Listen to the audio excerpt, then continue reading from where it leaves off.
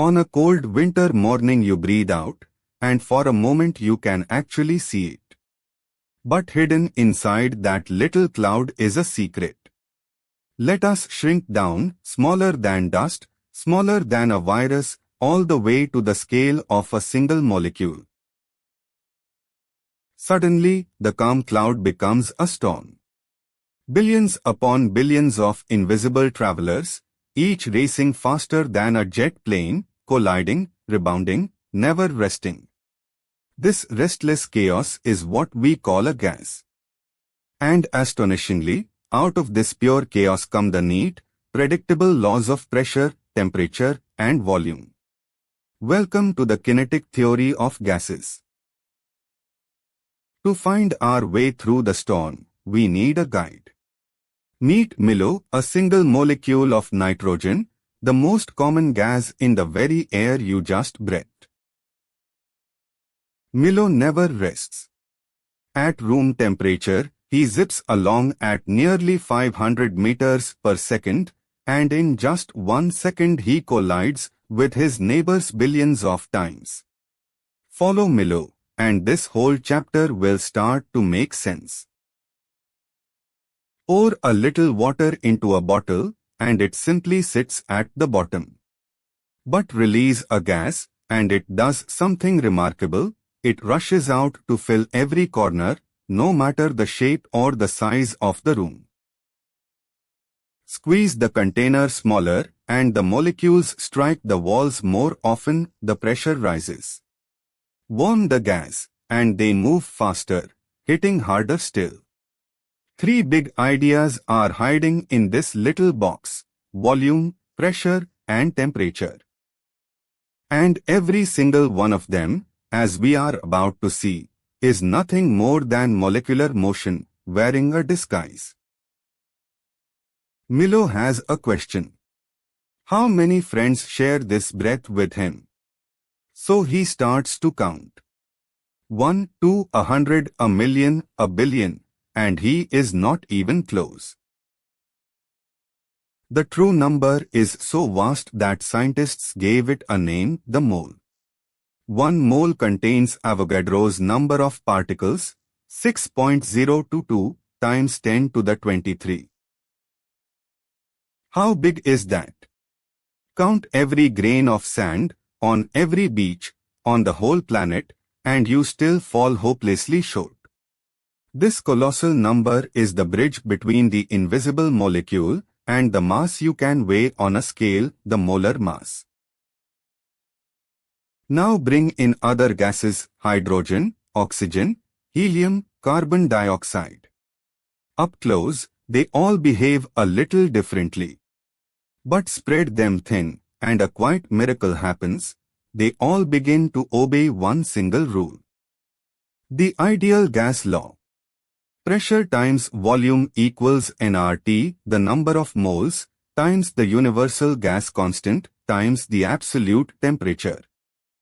Count molecules instead of moles, and the very same law wears a second face: PV equals N times Boltzmann's constant times T, because the gas constant is just Boltzmann's constant, shared out over Avogadro's number of molecules.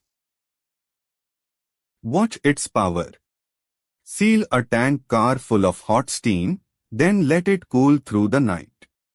The steam condenses to a few drops of water, the pressure inside collapses, and the ordinary air outside, no longer balanced, crushes the steel tank like a paper cup. Trap Milo and his crowd beneath a piston.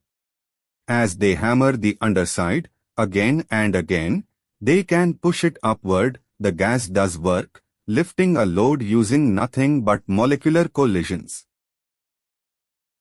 But it depends on how you let it expand. Hold the volume fixed, and the piston cannot budge. The gas may grow hotter, yet it does no work at all.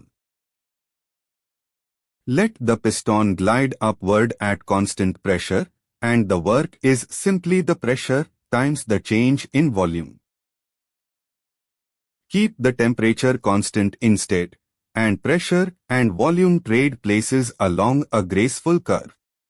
The work the gas performs is the area sitting beneath that curve. So where does pressure truly come from? Slow the storm right down. A single molecule strikes the wall, one push, almost too small to imagine. But it is never alone. Millions, billions, trillions of these tiny taps land on the wall every second, and together they add up to a steady, relentless force spread across it. That force, divided by area, is pressure. Work carefully through all those collisions, and a clean result falls out. Pressure equals 1/3 of the number density, times the molecular mass, times the mean square speed. Pressure is molecular motion made measurable. Rearrange that, and out steps the root mean square speed, a fair average of how fast the molecules are really moving. It grows with temperature, and shrinks for heavier molecules. And they move fast. At room temperature, a hydrogen molecule races at about 1900 meters per second, faster than a car, faster than an airliner, even faster than a rifle bullet. Heavier molecules are more sluggish. Oxygen and nitrogen only amble along near 500 meters per second. But here is the puzzle. If molecules fly faster than bullets, why does the scent of perfume drift across a room so agonizingly slowly? The answer is traffic. A molecule may be lightning quick, but it can barely travel before slamming into another and lurching off in a brand new direction. Its real journey is a frantic zigzag. The average straight run between two collisions has a name, the mean free path. At sea level, it is a tiny fraction of a millimeter. That is exactly why perfume creeps, rather than sprints, across the room. Climb high into thin air, or drift out into space, and the molecules spread far apart. The mean free path stretches enormously, and collisions become rare. Not every molecule moves at the same speed. Line them all up for a race. A few crawl, a few are blisteringly fast, and the great majority cluster somewhere in the middle. That spread of speeds has a precise, beautiful shape, the Maxwell speed distribution. It hands out 3 medals. The peak of the curve marks the most probable speed. A little higher sits the average speed. Higher still, the root mean square speed, the fast one that carries the energy. And heat the gas up. The whole curve slides to the right and flattens out. More and more molecules join the fast lane. We are taught that temperature is simply how hot something feels. That is true, but it hides a far deeper meaning. Zoom into a single molecule, and the truth appears. Temperature is nothing but the average kinetic energy of molecular motion. The average kinetic energy equals 3/2 times Boltzmann's constant times the temperature. And this is the beautiful part. A heavy molecule and a feather-light one, sitting at the same temperature, carry exactly the same average energy. The heavy one simply lumbers along slowly, while the light one darts about. Temperature does not measure speed, it measures energy. Give 3 different gases the very same push of heat, helium, oxygen, and carbon dioxide, and something curious happens. They do not warm up by the same amount.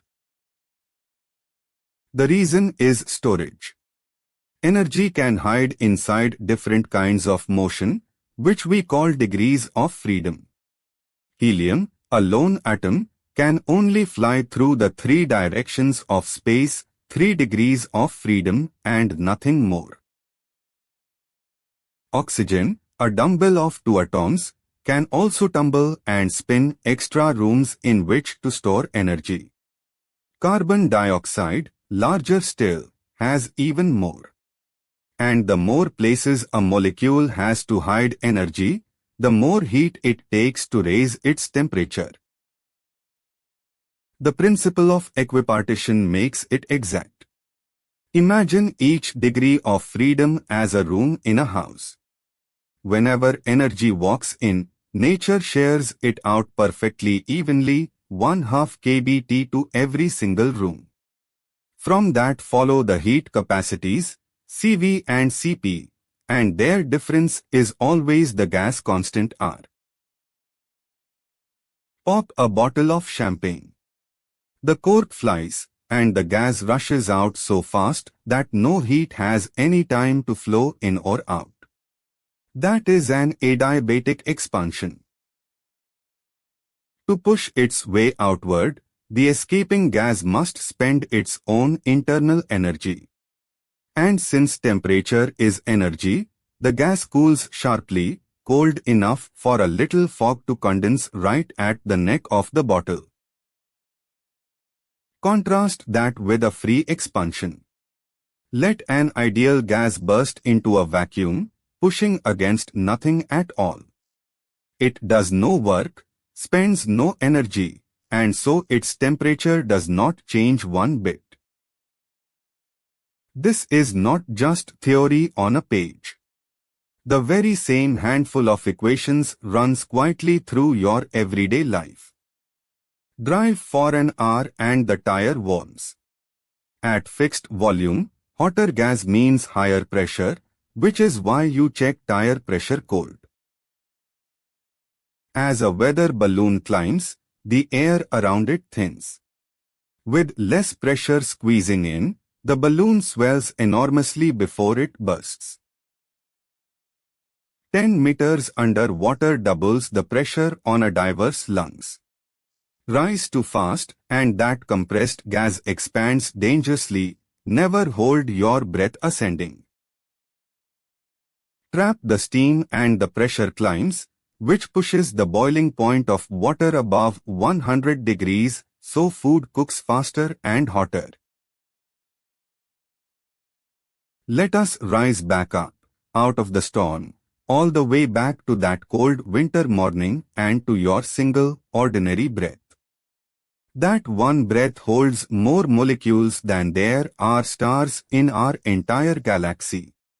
Every collision, every frantic dash of energy, quietly builds the pressure that fills a balloon, the warmth you feel on your skin, the winds moving overhead, and the very air that keeps you alive. We never see them. Yet together, one tiny molecule at a time, they write the laws of nature. Thank you for traveling with us, and goodbye, Milo.